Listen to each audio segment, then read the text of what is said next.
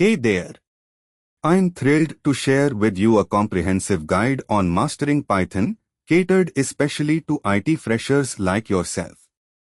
As you embark on this journey, keep in mind that Python isn't just about writing code, it's about crafting elegant solutions, building robust applications, and yes, having fun while at it. Python is like the superhero of programming languages. It's versatile, friendly, and highly sought after by industry giants. Starting with Python is like getting a golden ticket straight into the heart of the programming universe. It's not just a language, it's a way of thinking, a philosophy that emphasizes cleaner code and readability, which in reality makes it a breeze. Java. Hey, have I ever told you how much I love JavaScript? Both, buddy. I'm on Java myself sometimes, but let's hear about this Python tutorial. So, for starters, as you dive into Python, understanding its syntax, or the structure of its code, becomes incredibly important. Unlike Java, Python keeps things simple and streamlined, making it perfect for rapid development and iteration. Just imagine writing and testing a function in less time because you are not bogged down by verbose syntax. JavaScript, on the other hand, gives you a similar flexibility but in a web context primarily because of its client-side execution. It's like Python's cousin with sneakers, designed for that front-end flair.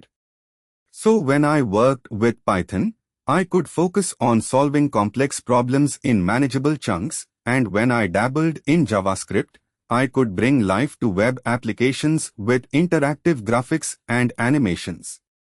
Let's talk libraries.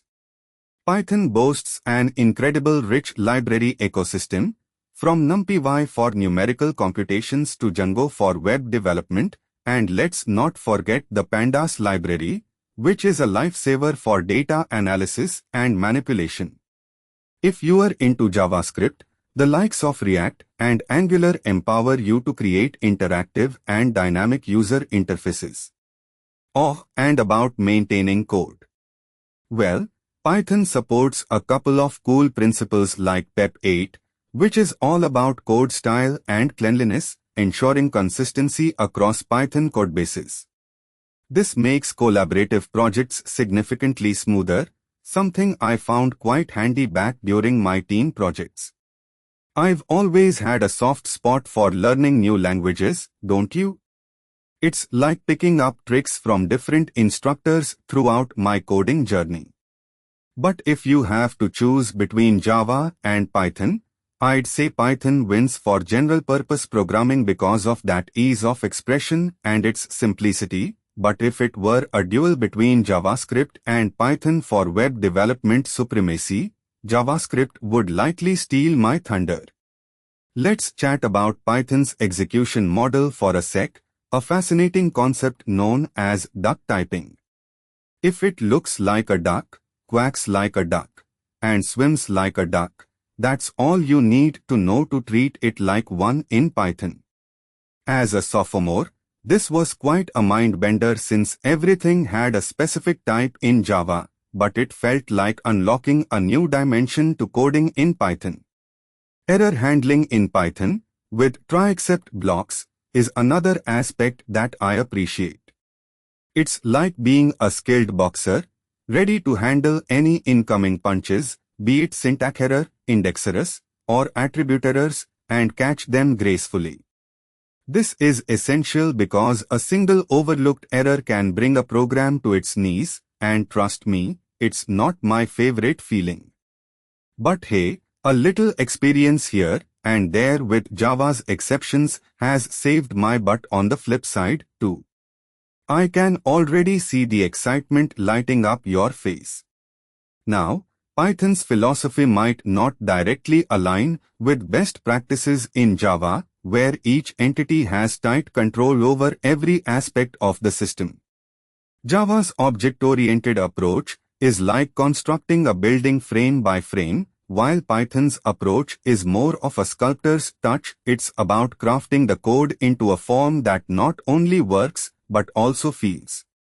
Wrapping our head around Python as a dynamic language is crucial.